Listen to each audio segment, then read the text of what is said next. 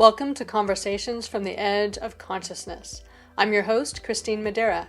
For me, and possibly for you, the inner world of consciousness has always been much more real and way more fun than the so-called real material world.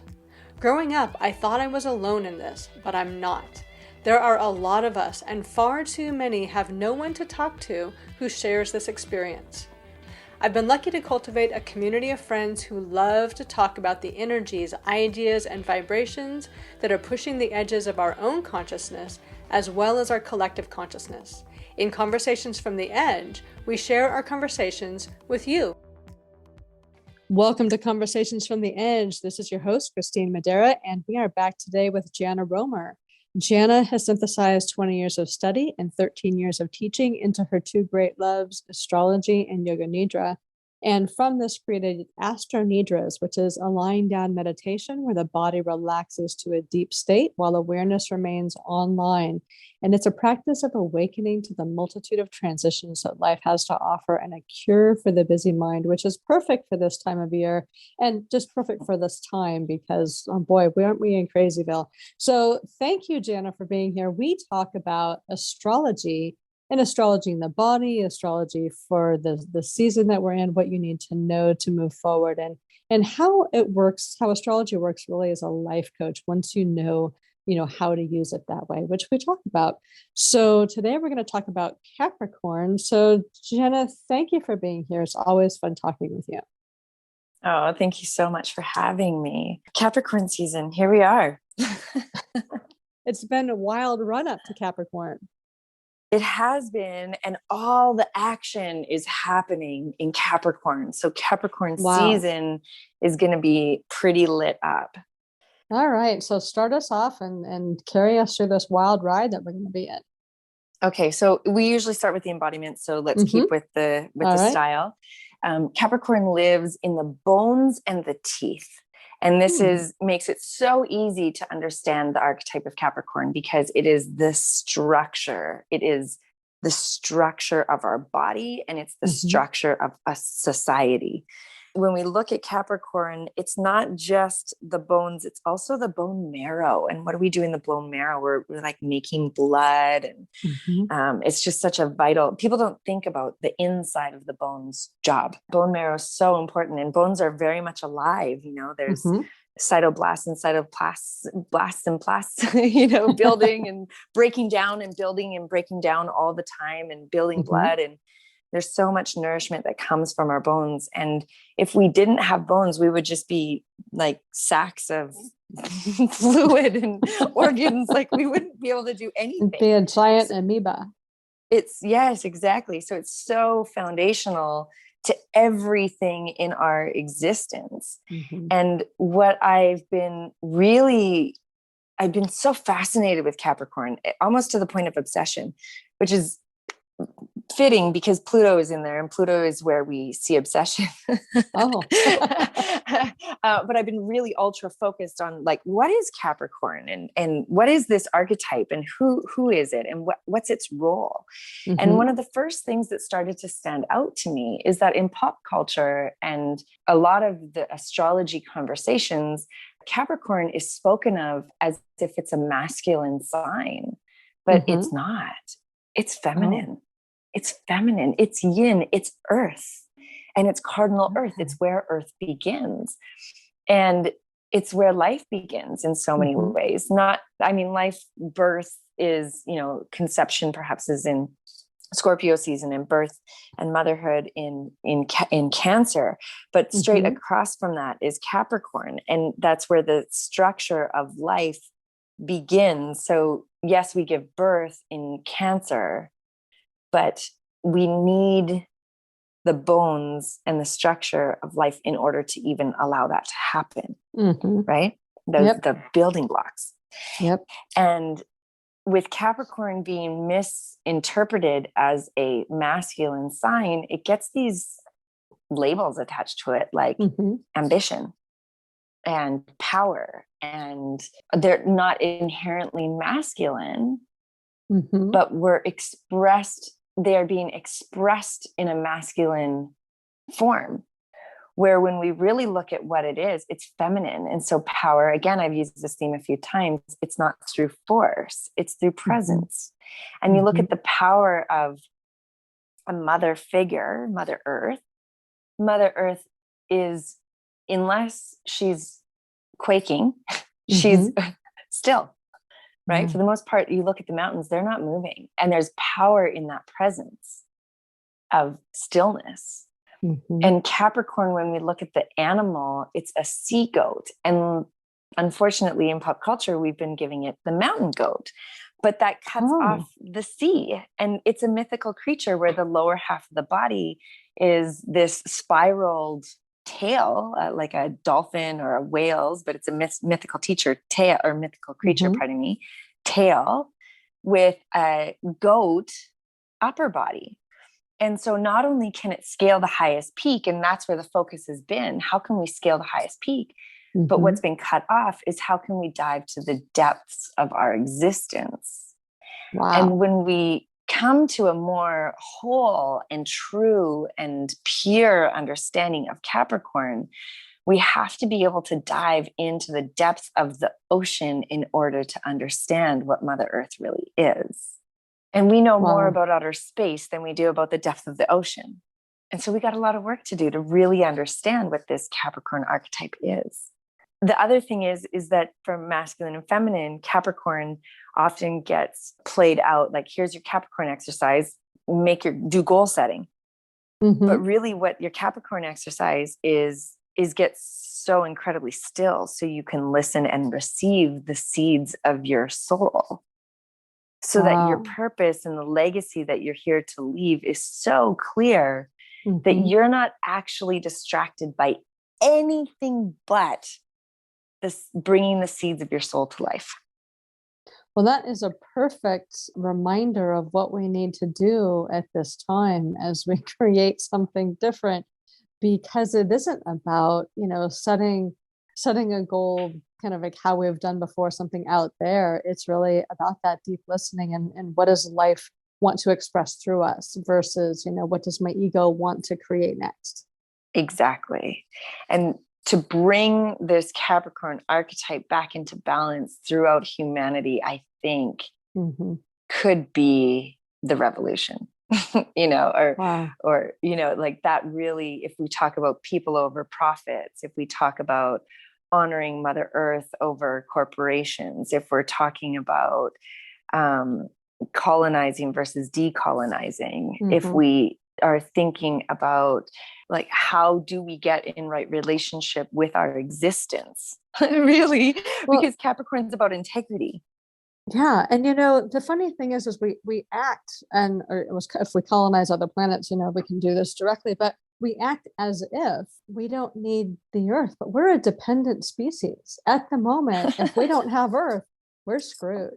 So, it's a funny I know that we would even think that. about, but we're thinking about Mars and all these different places and all of this. We have this lovely planet, and my thought is always like, what, we're going to go screw that up too? Like, if we cannot take care of our own home as a dependent species who cannot live without our planet and without the nourishment and nurturing of our planet, then we're really we're on a bad collision course. But we act as if we're independent of the planet, and that somehow we can survive in our own little value hologram that we live in without actually caring what happens to this place that we live in and that we live from. It's this great disconnect. And even just coming back into that connection of, wow, we really can't live without this place. I wonder how that might change our metrics of what it actually means to live well, to survive. Yeah, because we are out of integrity in our relationship with Earth right now, with our home. And it is becoming increasingly obvious. I really love listening to Dr. Zach Bush right now. He's a teacher he's a medical doctor who makes sense, because he's not just looking at how do we fix something as a Band-Aid solution. When he's triple board certified medical doctor who in all the different areas of medicine that he went and studied and then subsequently practiced in, he was continually bumped up against this wall of, I'm not actually helping anybody get better.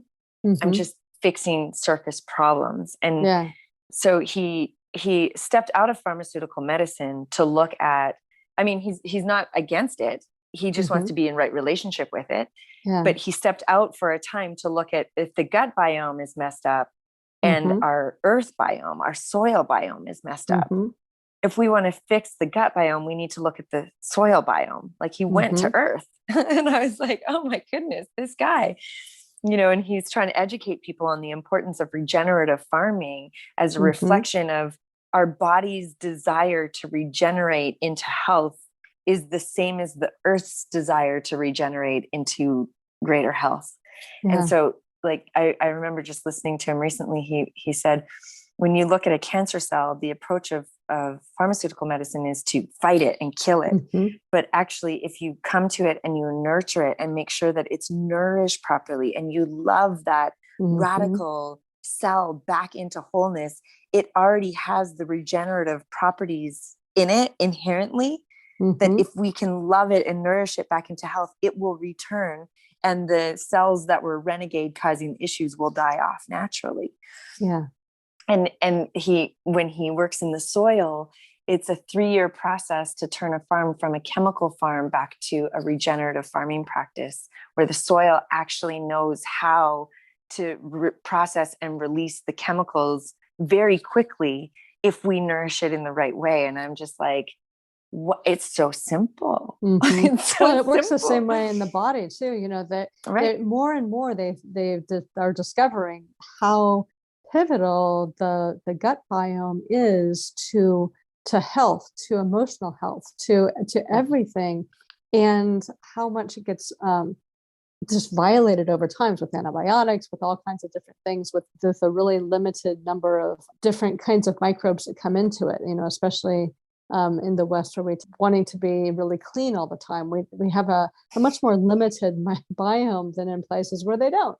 So for better or for worse, like we tend to have correspondingly worse health issues because of that. And so they're finding more and more about how much that part of our bodies that we don't normally think about is the origin of disease. And it's the origin like 10, 15, 20 years before that imbalance of disease expresses itself in the body. And so that the whole thing now, if we start to just band-aid and try to fix the things at the surface without fixing that deep, our deep value system, our deep ways that we organize ourselves, the foundations upon which we live, both on the earth and as societies, like it's going to be just, you know, band-aids for a long, long, long time. And nothing's really ever going to get done. So you see how that's the same with Capricorn, only looking at the mountain and not looking at the sea. And in our body, we're only looking at the symptom. We're not looking at the origin of it. And so this is just all like as above, so below, the microcosm and the macrocosm. And this is a major fracture in our relationship with life, with existence.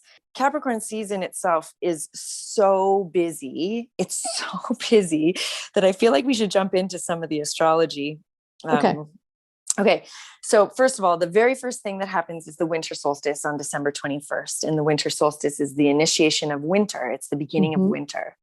And when we look at winter, some people that are not on the cycles of astrology say the winter is the time to create. You go in, you create. But actually what you're meant to do in winter is to gather all of your life force back inside of you, to get still and quiet and rest.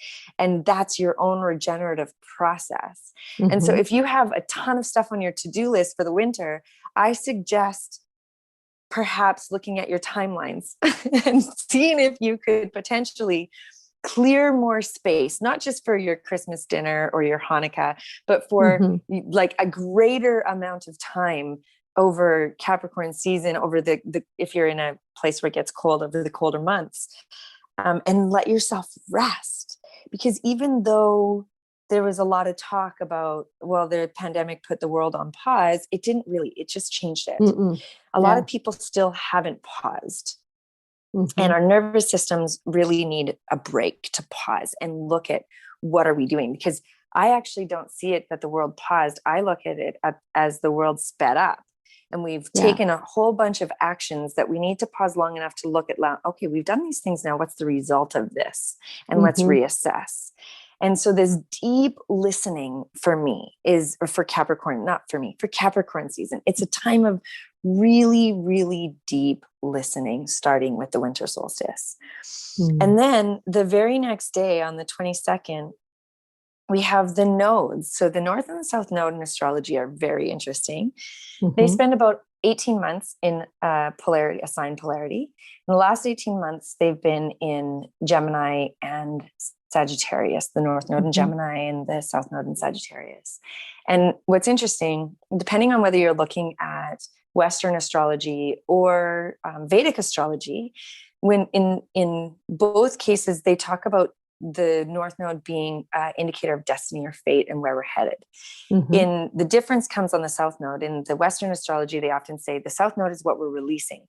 But in Vedic astrology, they say, no, we're not releasing it. It's where things get released. It's just a little nuanced difference. There's also a ton more different, but this is the difference I want to highlight for the purpose of this conversation. Okay. And so we're moving from Gemini and Sagittarius, which Gemini, we're heading towards getting to know our local communities better, curiosity, duality and polarity, lots of different communication. That's all Gemini themes. Sagittarius themes is where the release point is, or what we haven't been paying attention to from a Western perspective, is other cultures, our belief systems, adventure, long distance travel, and all that. Which I think is really interesting. As a release point, we can gain a lot of understanding of what's going on in the world if we can look up from our local community and be like, wow, these shared beliefs about what's going on in my community are not actually shared by that community or by that country or by that culture. And that can help us get out of the tunnel vision that might have been forming because of what your local community is doing versus what other communities are doing. And to me, that is such a healthy thing to do right now, because we've learned so much, but different cultures, countries, and communities are looking through slightly different lenses. And if we can now integrate what other people are doing that may be different from our own, we'll expand our understanding further on where we are right now. Having said that, the North node is moving into Taurus and Scorpio because they always move retrograde. They always move backwards because they're not a planet. The nodes aren't a planet. They're a magnetic point, or it's like a calculation that you have to do. It's an invisible point in the sky that is it's speaking to the relationship between the sun and, the moon and Earth.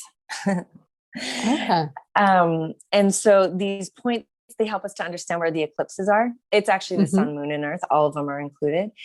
Because when wherever the nodes are, that's where the eclipses are. So our last eclipse season was Gemini, Sagittarius. And now this is kind of a handoff in Sagittarius season to eclipse season moving into Scorpio and Taurus. Which is the North node and which is the South node within that? The North node is Taurus, our sweet Mother Earth. We're headed towards paying more attention and getting in right relationship with Mother Earth. Again, I just said it before. And we're the shadow, the drugs, the sex, the rock and roll, the betrayal, the lies, the death, and all of that stuff is the release point. Okay. And so we watch how that is a place where in Scorpio, scorpionic themes are where we're releasing some of that betrayal. Maybe some of those secrets are maybe being released. That we'll just see how that plays out in order to get in better relationship with Mother Earth. But if people are following the bigger picture in astrology, we also know that Uranus, who's a big player in 2021 astrology and part of 2022, actually I haven't finished all of 22, maybe the whole year, but this year in particular is Uranus shaking stuff up. And so we have the North node is going into that same area.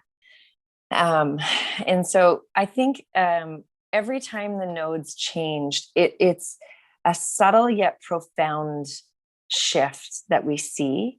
And what I've noticed is that we often get more clarity on where we were after it happened. Mm-hmm. So for example, before it was in Sag and Gemini, it was in Cancer and Capricorn. And during that time, I kept saying to people, dig into your ancestry, go figure out like where your mother's mother is from. During the pandemic, it was basically the entire time of the pandemic up until now where long distance travel was halted, right? Mm-hmm. The South Node in Sagittarius, we just didn't go. Everybody was like, stay home.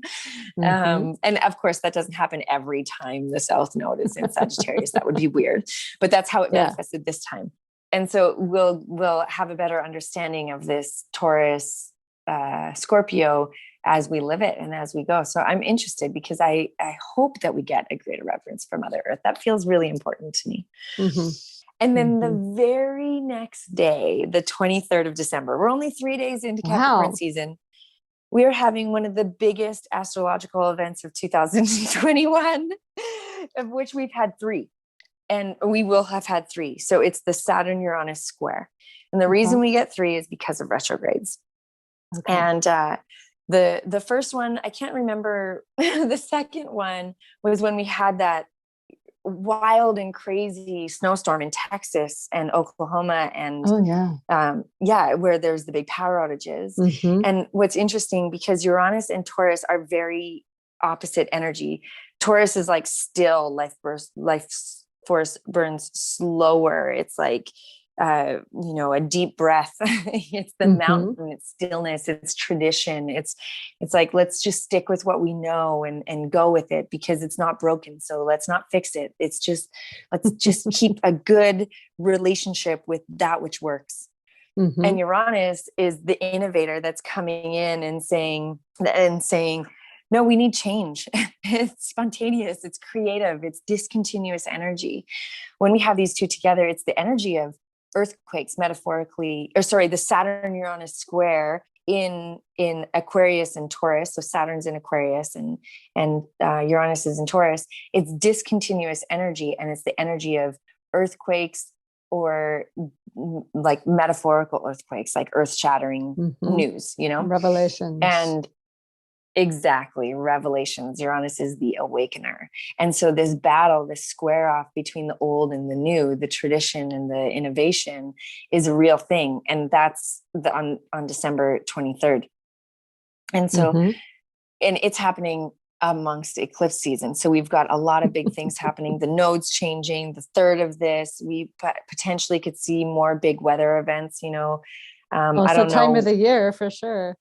Right. And if you're following like Christmas traditions, this is right around Christmas. Yeah. And then if we look at the 25th, on the 25th is another big day in the astrology.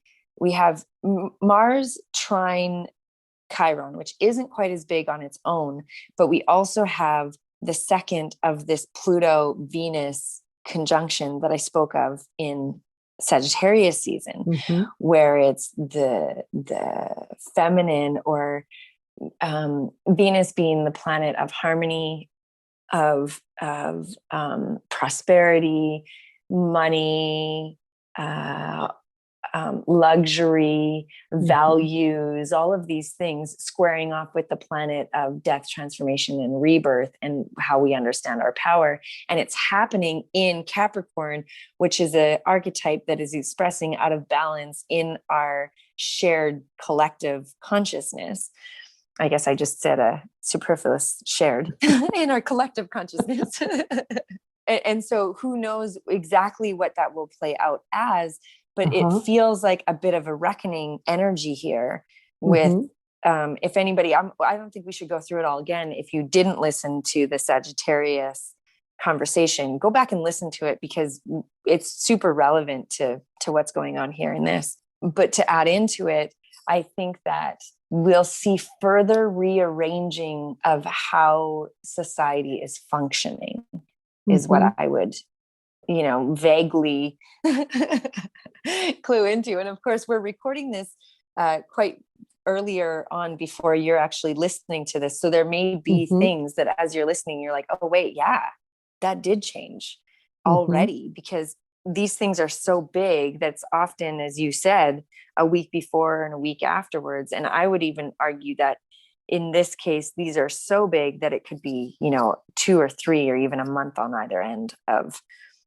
these big events. So with Venus traveling retrograde, I would say that's the biggest theme of Capricorn season, because it makes it personal.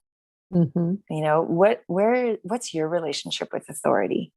What's your relationship with your inner structures, your inner systems?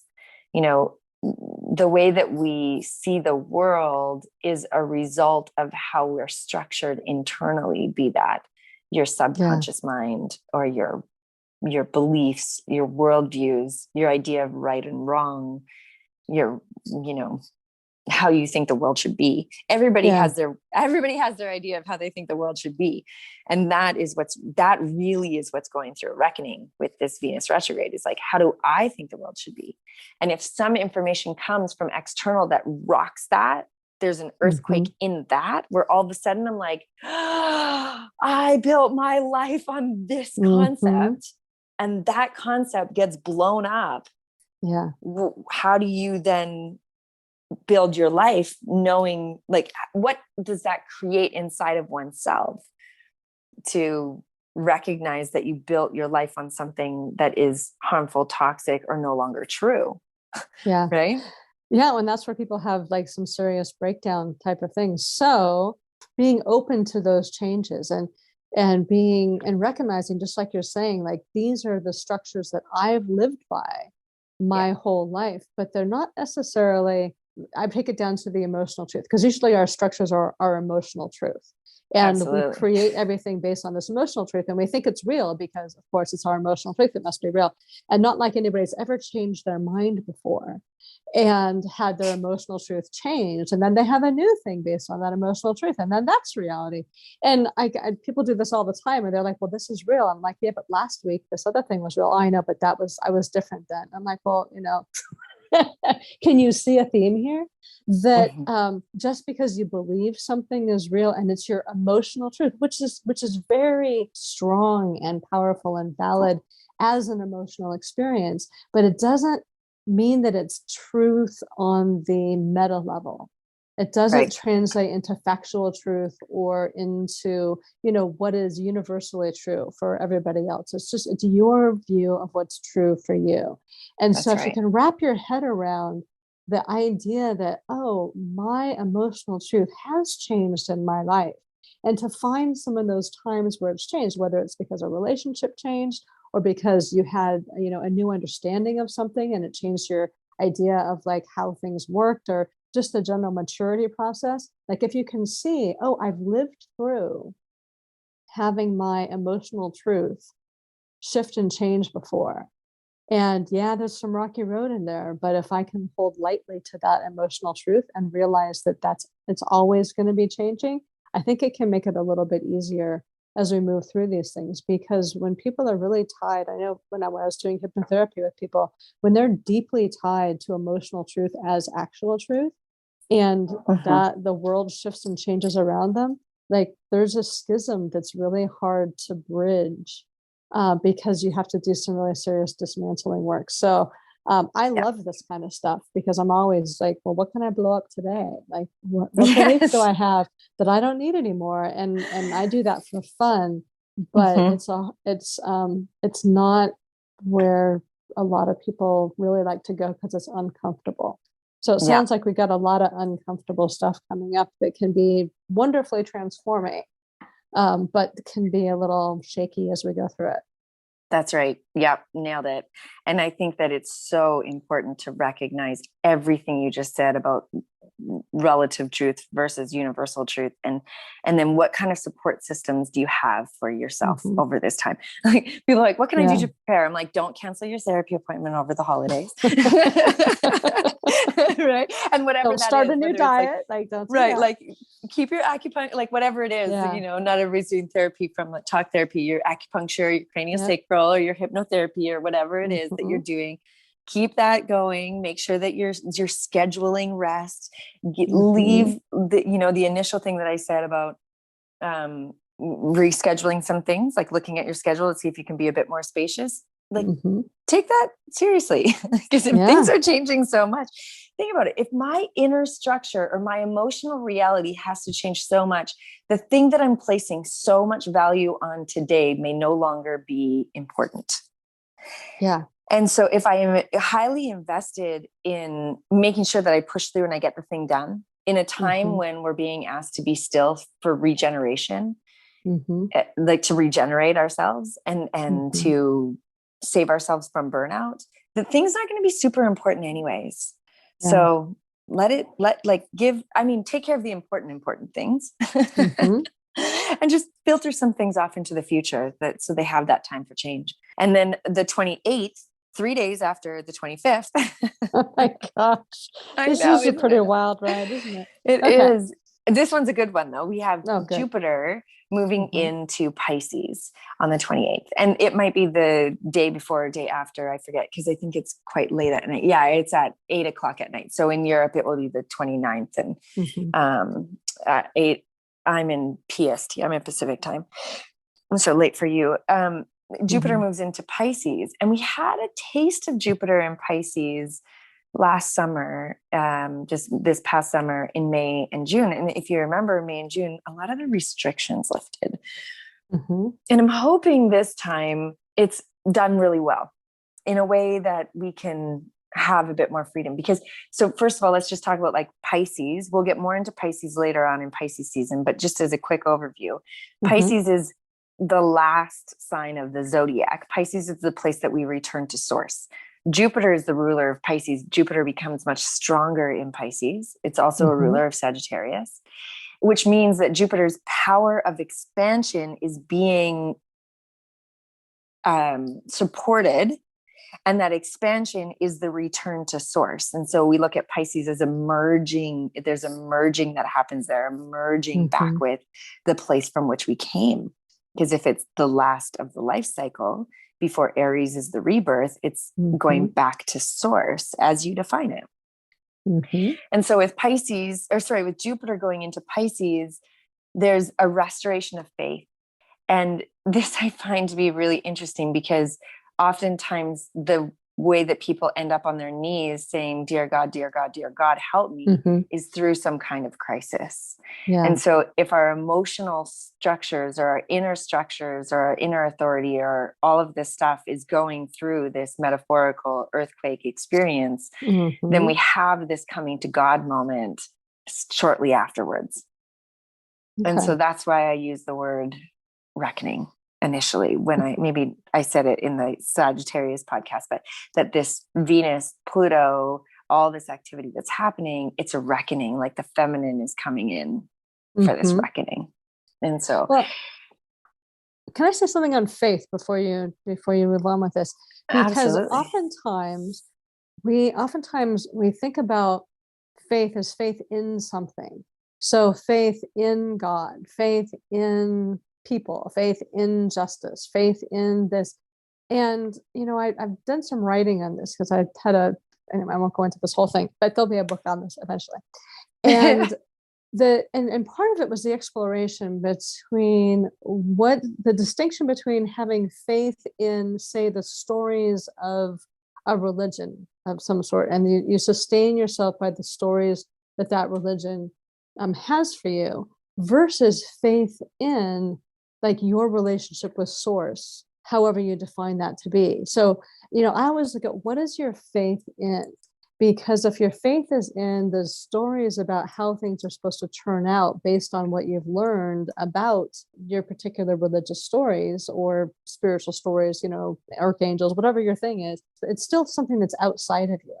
Versus that faith, that oneness, that connection with source, which is faith in, your deep connection with this great mystery that we try to define through religion. So, when people talk about, I have faith in this, and then they rattle off, some story or verse or something like that, I always wonder, well, that the faith in the story is what's going to get rattled, because those are external. Those always fall. Everything that you believe in outside of you, that's not truth will ultimately, betray you, I think is what Carolyn May says, was this wonderful line that she had.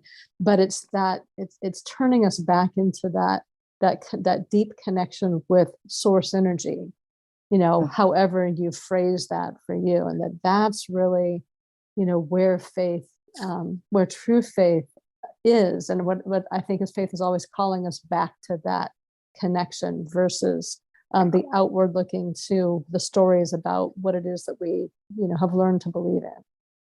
Yeah, you nailed it. That's exactly right. Thank you. Yeah, that's exactly the faith we're talking about here too. It is, that's exactly it. Because if we look back at what's building up to this point, all of those external systems and structures are betraying us anyway. Or maybe they're not absolutely. all, but like they're crumbling. They're disintegrating. They're going through their own crisis, Yeah. So, and then part of that question is then what is it that truly sustains us? Like, what right. is it at that fundamental level that truly sustains you? Because really, as everything starts to crumble, that's the question that everybody goes to their knees with, is like, what can I believe in? And where is my personal sustenance? Which brings us back to that connection with source. Yeah. Yeah. So beautiful. Yeah. And I love that Jupiter comes around to save us, because in some ways Jupiter, if you look at mythology, has some issues. It's Zeus, right? So we don't want to pedestal Zeus, because if you do know mythology, Zeus had his own issues of rulership, but was like coming to help, like coming in with, here's the highest teaching. On the 1st, Mercury moves into Aquarius, so just chasing the sun around, ahead of the sun now, pardon me. We're going to have a Mercury retrograde later on in January, but then the very next day, so we're just starting to get in that energy. Then the very next day, on January 2nd, is the Capricorn New Moon. Oh my gosh. I know. And we love new moons. We love new moons. It's a nice place to reset, it's helpful. This one is also Capricorn stellium. So we have a lot of Capricorn energy, and it really is the sun, the moon, and Venus, who's retrograde, and Pluto. And so it's going to hopefully help us to reset some of this energy. And also whatever Uranus disrupted, like with this discontinuous energy that it brought in on the 23rd, it's in harmonious energy with this new moon. So there could be some smoothing over. Like Uranus is like, well, you wouldn't listen to me any other way, so I had to do it like that. But let me help you understand why. Right? So I'm going to say, hopefully, that this new moon is friendly to us. Neptune is in harmonious energy at that time with Venus, and Venus and Neptune, they're of a similar love frequency, which is nice. They work together, and so they're working together to connect the egoic love with the universal love at the same time. So this is again where, when I was talking about this reckoning with Venus, where it's like the mama bear comes in with some tough love, but then also is like, but wait, I do love you. This is for your good, like I'm doing this because I love you. And every child hates to hear that. But as we turn into adults and we mature through our challenges, we're like, oh my goodness, you were helping me. Right. And so it takes a minute for us to get there. But so this rocky bit we might not understand it for some time, but we're along the way, we're getting these little hugs from the universe as well. So good to know. Yeah, that's nice. As I turn my page. And then after the new moon, we get a little bit of a break. Venus retrograde is not super active. And on the 5th, she's in a sextile with Neptune direct. That's what I was just talking about. And on the 8th is the midpoint of the Venus retrograde. So if you're doing some Venus work, and at Attuned to the Moon, we have a Venus retrograde course, if you want to join us, where you'll just be so well supported with our team of people. You have a weekly check-in with the astrology and some embodiment practices. We have meditation and movement and group Reiki and all kinds of stuff, just to really hold you and support you through this. But the 8th is an important day to mark, because it is the midpoint of the retrograde. And so the stuff that's being kind of dismantled and destroyed happens before. And then on the 8th, we start to work into like, okay, so if this isn't here and I had to come to face this part of me, then what do I want to build in its place? Because if we're dismantling something at the exact same time, something else is being mantled, like I was speaking of with the bone structure, with the, the bone is being broken down at the same time that it's being rebuilt. And so that is an important pivot point for us to look at, like, okay, so here now, what do we want to build? And then the rest of Capricorn season, we just kind of have to work with all that disruption. So the astrology is not like it's not doing anything, but it's not adding more. It's not, that's not good. like, let's throw some salt on that wound. No, it's like, okay, now you've seen what you've done, or you've seen where you've gone wrong, and now you get to work with it. And then that gets further reinforced on January 14th, when, like I was mentioning, the Mercury stations retrograde. So again, it's this internal look, wow, okay, so if it's retrograde in Aquarius, and then as it continues, it will move back into Capricorn. So we'll revisit some of these Capricorn themes with that retrograde, and then get a chance to reset on that. But now it does get a little bit more interesting on the full moon. And I think this is the biggest, maybe not the biggest, but after the initial upheaval, this is the biggest thing of the rest of the Capricorn season. And it's big because it's a Cancer full moon at 27 degrees of Cancer, which means the sun is at 27 degrees of Capricorn. And I know a lot of the people that tune into this podcast are in the US, and the US is going through what's called a Pluto return. And the Pluto return is happening at 27 degrees of Capricorn. And a lot of people will be like, wait, what does that even mean? Like, what is she talking about? And so technically the Pluto return is February 20th to 22nd. It's hard because it's so slow. Pluto's such a slow moving degree. I would say the second half, the last 2 weeks of February are really the peak dates. But because it's a Pluto return its last 3 years. So we are already very much deeply entrenched in this for the last year and a half. And it will continue for another year and a half. And this is a peak moment of this Pluto return. And this is the ultimate reckoning.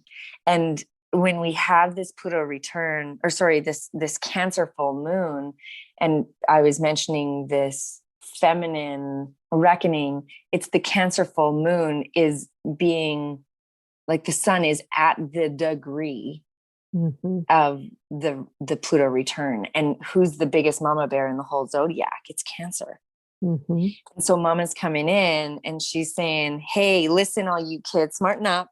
Like you are in trouble. You got to smarten up. You got to get in integrity. You've been causing harm and putting profits over people and blah, blah, blah, blah, blah, all the things wrong with the American dream or the American illusion. And we get to go through this incredible process of disillusionment where we are freed, hopefully, from the illusion of what's going on. And like I said, it's not an overnight process, but this full moon, because the moons are for you, this full moon could bring up a bit of your role in this, or it could bring up a bit of your woundage in this, your wounding in it, or it could bring, like there's so many ways. And so we're just watching. This is on January 17th. Sorry, I said the 16th initially, but it's actually the 17th. This is your stuff and your role and how you're playing. So let yourself be triggered and sit with it. Don't run from it. Don't numb it. Don't blame it. Don't scapegoat it. Don't gaslight it. Like sit with it. Just like mom made you sit in your room and look at your behavior and how you're participating in the family dynamic. And in this case, the family is the country. And you are the citizen of the country, and the Cancer does represent the citizens, and Capricorn does represent the systems, and the citizens are being illuminated on the full moon, and how we are reflecting the system.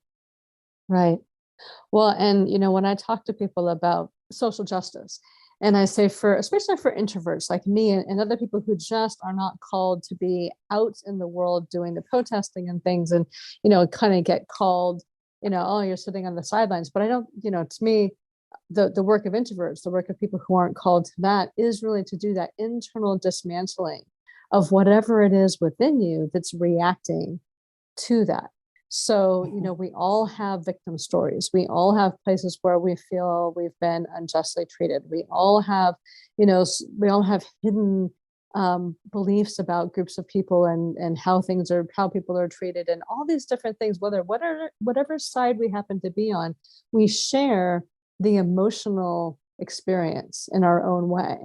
And that one of the things that you do as hopefully as people, but one of the ways that introverts really can participate in different kinds of movements is to do that inner work on behalf of, everybody else. And so it sounds like it's the time at that full moon to be very aware of the dynamics that you carry within you, and then the opportunity to make a different choice. Like we talked about last time, that, as things fall away, new things come in. So as old models go, new models come in. As old networks go, new networks come in. And as you discover maybe the hidden things within you that have been both, feeling victimized by parts of the system or participating in it without really realizing that you're doing it, or all these things, if you can become aware of that and say, all right, I'm going to de-network from this, and what do I want instead? And I'm going to network into what it is that I want. It sounds like the perfect time for all of us to really step away from that reactivity and to choose what we want from that place of inner power, and begin to move forward with that as citizens. And you look at Cancer, what does it do? It's a Cancer crab. It pulls into its shell. Yeah. And Cancer as an archetype, they need time alone to process. To process the life and their emotions. And a shadow side of Cancer is codependency. And any of the water signs, we can see addiction through them. And so we can look at our codependencies and our addictions and how they relate to our relationship with the country, right? And even if you're not in the United States, it's still a theme. Your country is just not going through a Pluto return. It's not going through the same kind of reckoning. Be thankful. Well, every country's kind of in it right now. But yeah, because the US is so big and so kind of overly dominant that whatever happens with us, reverberates out into the world. So everybody participates on this stage. So it's still a good exercise, and we need all your help. So please help.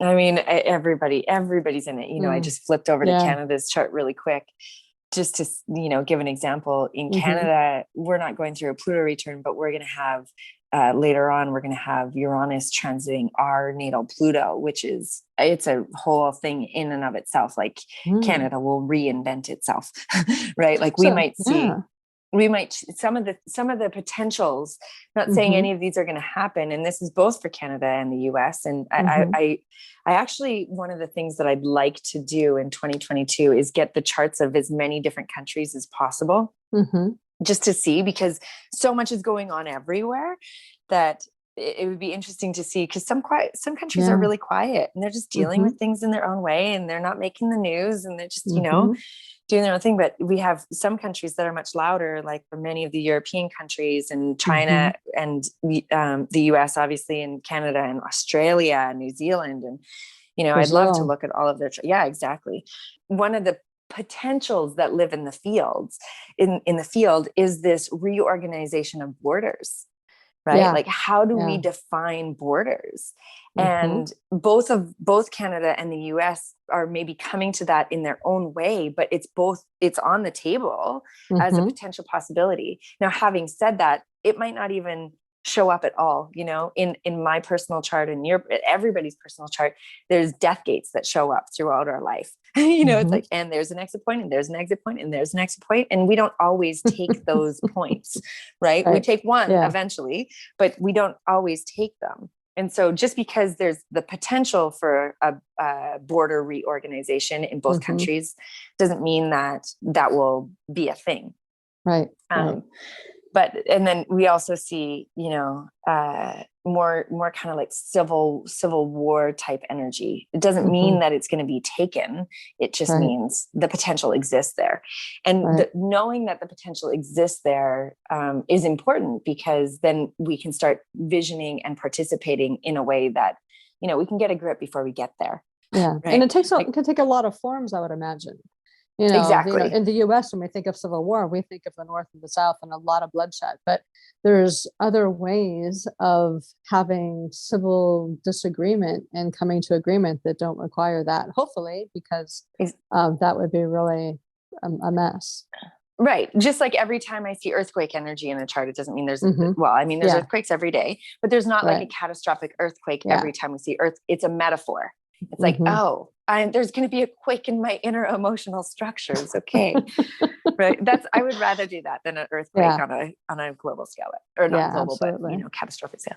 Anyways. And then the final thing to end the astrology key dates in Capricorn season is on the 18th. So shortly after that big full moon, Uranus in Taurus stations direct. And so that Uranus stationing direct, again, it's one of those outer planets. So we're not talking about it a ton, but we don't talk about it as in like over the entire retrograde, this is what you should be working on. But we talk about it as, when it stations, that's an important date. Pay attention on that date. And Uranus is discontinuous awakening energy. And so how do you want to potentiate that? Like it's a chance. You've got a chance. It's like a lightning bolt, that strikes. It's like Kundalini energy moving up the spine. It's something unexpected or spontaneous. And all of a sudden you're just like, oh my gosh, I had this stroke of insight. I had this stroke of insight that I all of a sudden just realized I need to do this now. Yeah. Right. Yeah. So which is it happens more and more these days. And, what a nice thing that we all really need. And I don't know about you, but I have found that having those little earthquake things have become easier and easier and easier over the last few years, where there's not the same emotional tumultuousness around it. It's like I wake up and it's like, oh, everything's different. Got it. No worries. We're good.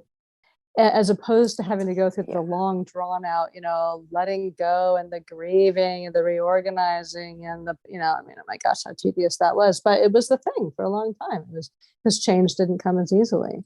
And it seems like if we are open to it and allow it, that we can take these shifts and allow everything to shift without having to make it a big drama. Yeah. And that is the result of the work that you're doing to find safety in self, to find stability and safety in self and the inner work that even allows us to, because some people it's the opposite. Some people are spiraling out of sorts, true. But they're also not doing their work. Yeah. That's right. That's exactly. But yeah. So we have some fun times ahead of us. I keep saying, I mentioned this all the way back in the Scorpio season 1, make sure that you've got a good pantry, that you've got your resources available. One of the key things of that Saturn Uranus square is the supply chain disruption. Where I am in Canada, there is, we're wondering our groceries, we just went through a brief time where grocery store shelves were empty again, or light, and it's written all over the astrology. So, you don't have to go extreme. If you want to, go ahead, but you don't have to go extreme. You can get a couple, extra things every time you go to the grocery store. I just keep telling people, if your favorite spaghetti sauce is on sale, pick up 5 or 6 of them. Next time, if you go, if your, ketchup's on sale, get an extra one, just the things that you go through on the regular, extra rice, extra pasta, just make sure that you're taking care of yourself. You're not needing immediacy on things. Always good advice, especially in the wintertime, because you never know. This, I hear this over and over and over again. And without, people needing to go to extremes, just be sure that you're prepared, just like you would, coming into it's snow season, and, I might be snowed in for a week. So what do I need to be able to be self-sufficient for a little while? And we can do it. We can do hard things. I love that Glennon Doyle. She really nailed it with that. We can do hard things. I always say, I was in the Peace Corps. I can do anything. So you have that. So I lived in a grass hut for a while. It was really exciting, but not the whole 2 years, thank God. So, okay. So is there any last little tidbits you want to leave us with for Capricorn season before we wrap up? I would say really hold steady to your practices that keep you sane, whether it's meditation or movement or community conversation, or, everybody's got their own thing. Stay steady with those practices. It's a time of really stabilizing yourself, not looking for the external to do it for you. And so if you don't have that, it'd be a great time to establish that. If you have it, it's a great time not to abandon it. And know that astrology is a map and nothing is absolute. It shows potential possibilities. And we are the ones who actually play out which potential possibility gets to live. And so you and your decisions matter. And just know, even if it's little things, all the little things, it matters. Yeah. And so one of the questions I like to give people for Capricorn season is, what's the legacy you want to leave? What's the legacy you want to leave? And you can just sit and contemplate that, or lay down and contemplate that, or bring it to your dreams, or whatever. But, well, and just to turn it back for a moment to the feminine, because I think that was such an important point you made in the very beginning about Capricorn being a feminine energy, even though we've kind of masculinized it, that in thinking about, what do I want my legacy to be, turning that inward and saying, what is it that life wants to live through me? If I surrendered to what life or source or spirit, whatever you define that, wants to live through me, what's possible there that I've not been seeing? And to begin to allow yourself to play with that. Because I found that when I turn that away from like, what do I want in the whole egoic sense, and I turn it into like, what me as a dependent creature of this planet, which I can't remember now if we're talking about it from this podcast or the last one, but as a member of a dependent species on a planet that has this enormous energy. And if I'm part of nature, and nature is always expressing through itself, how is that nature expressing itself through me? And it moves me out of that place where I feel separate and alone and all of that. And it moves me into, how am I a part of the communitas of life? And what does life want from me? Beautiful. I love that. Oh, I love your insights. You're just such a brilliant soul. Thank you for existing. Oh, thank you. Well, thank you. All right. Well, you can find Jana's information on conversationsfromtheedge.net or in any of the show notes, or you can go to attunetothemoon.com. You can also find lots of great programs on attunetothemoon.com for sure. And if you go to the conversationsfromtheedge.net or the show notes, you'll get a coupon code for the Expander Pass and 50% off of that. So you can play with Jana for, really in-depth. One of my all-time favorite astronidras that I've ever created is the Capricorn one, and it's called Bone Deep Listening. And I haven't really told any of you listeners about what the astronidras actually are. But the Bone Deep Listening one, you lay down like you're going to sleep. You lay down on your back, and I take you on a journey through your body, and we go into your bones, and you go all the way into the marrow of your bones. And it sounds impossible to do, but there's like this induction process that brings you in there. And then I set you up to be able to actually listen to your soul at a bone deep level. We go all the way to the marrow. Ooh. And just a physiological thing that I love in my research for this is that the tiniest bone in your body is in your ear. There's these teeny tiny little bones in your ears. Mm-hmm. And so your bones, they really are listening.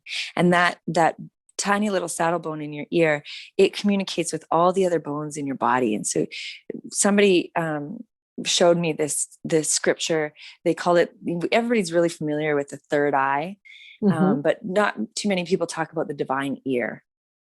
And what we're tapping into in this practice, which is inside the expander pass, is this bone deep listening where we're activating the divine ear so you can listen at such a subtle and profound level that, all this stuff that we talk about, it really means nothing unless we live it and embody it. And so you can find your way in through that.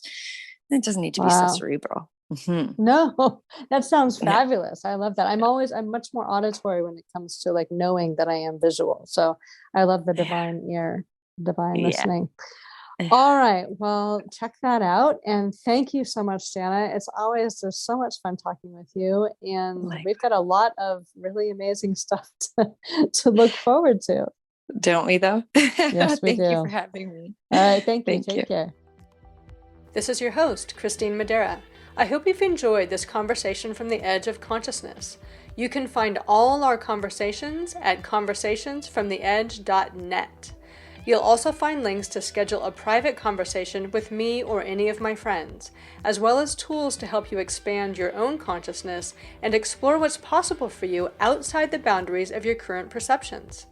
Feel free to use this podcast to start your own conversation by sharing it with friends, on social media, in your blog, or even in your own podcast. And as always, live the adventure of pushing your own edge. It's the most amazing adventure there is.